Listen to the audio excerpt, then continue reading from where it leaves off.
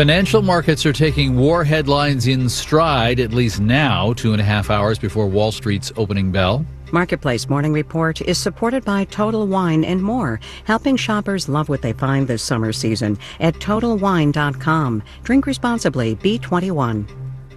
I'm David Brancaccio in Los Angeles. After U.S. bombs targeted Iran's nuclear facilities and amid concerns about possible responses by Iran, stock, bond, and oil markets are in a holding pattern. In previous crises, money has shifted from riskier to safer and into U.S. government bonds. Today, no so far. The U.S. 10-year Treasury bond is not higher but slightly lower, pushing the 10-year interest rate up to 4.39%.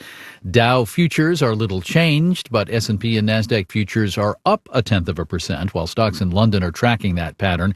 Germany is down 0.3%. The key index in China closed up 0.7%.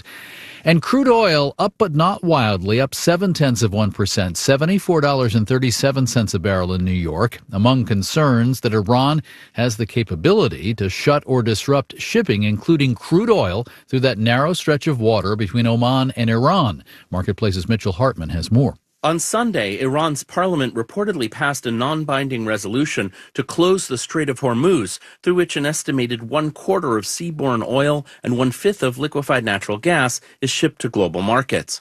Mostly that oil and gas flows from Iran and the Gulf states to Asia, especially China.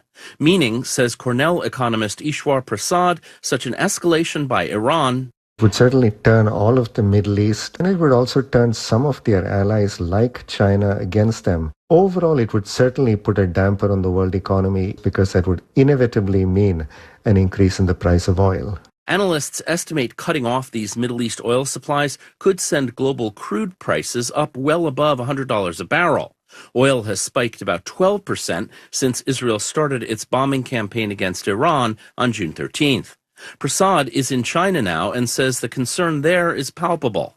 Last few hours, actually, I've had meetings with a variety of officials in Beijing, and there is a sense of foreboding for this economy, which is sort of just stabilizing at the moment. The impact here would be more muted, as the U.S. is now a net exporter of energy. I'm Mitchell Hartman for Marketplace.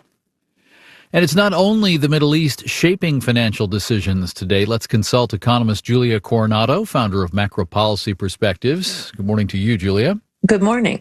I've been doing this for decades. When I look at the market screens this morning, they don't seem to reflect the bold headlines that are hitting other screens. How do you puzzle out that paradox? Well, I think there's two things going on. One is we just don't know what happens next. So are we in a drawn-out conflict?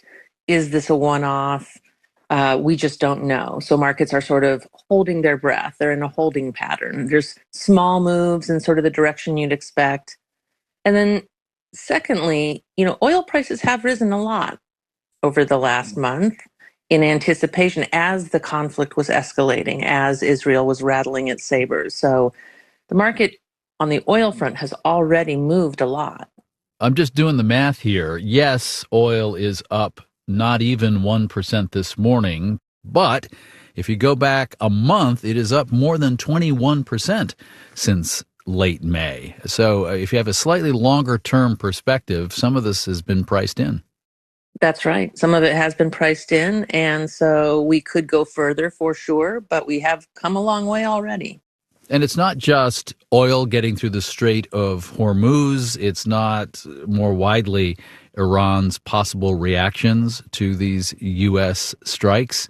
There's a lot else going on that leaves a lot of uncertainty. You would normally think that markets don't like risk, for instance, the stock market, but the stock market's been kind of edging up. Well, we've got a mix of a lot of things, some of which are negative, like a trade war that could really harm business and eat profit margins. But you've got an AI revolution going on that's fueling a lot of optimism on that front. You've got immigration policy that could slow growth. You've got a big fiscal package that could cut taxes for some businesses and individuals. So there's a lot of things going on, none of which are crystal clear, or have we seen their impact yet in the data? Economist Julia Coronado is also a professor at the University of Texas, Austin. Thank you very much. My pleasure. Marketplace Morning Report is supported by MarketWatch. From housing prices to inflation, the market is uncertain. MarketWatch has tools to help navigate the road ahead. MarketWatch, don't short yourself. For now, both the House and Senate versions of the big tax and spending legislation include a ban on regulation of artificial intelligence technology by states. It would override more than 100 local laws already on the books. Some Republicans and Democrats are fighting this, as is the entertainment industry. Marketplace's Megan McCarty-Carino has that. In the age of AI, voice actors like Tim Friedlander don't just have to worry about dodging a cold or acing their next audition. Now there are voice clones. For voice actors who are very prolific, who have a massive amount of content out there, the chances of them hearing something that sounds like them is pretty high and has happened. Friedlander, who founded the National Association of Voice Actors, says these clones exist in a legal gray area. There's no comprehensive federal law that prohibits the unauthorized use of someone's voice, image, or likeness for commercial purposes, let alone an AI copy. But some states have taken the lead, like Tennessee with its Ensuring Likeness, Voice, and Image Security Act, aka the Elvis Act, passed last year. Dominic Rhoda is an intellectual property attorney in Nashville. It made very clear that one component of an individual's right of publicity is not only their actual voice, but a simulation of the voice of the individual. At least 9 other states have enacted or proposed similar protections. California, for example, restricts using AI to replicate someone's voice or image after death. A federal law to ban unauthorized digital clones failed to pass last year, but has been reintroduced. I'm Megan McCarty-Carino for Marketplace. Back to the Middle East. Megan McCarty-Carino for Marketplace. Back to the Middle East, most airlines are giving no indication for how long they plan to cancel flights to, for instance, Qatar and Dubai. This includes U.S. flag carriers American, United, Delta, and Air France, and more. British Airways was set to resume Doha and Dubai runs today.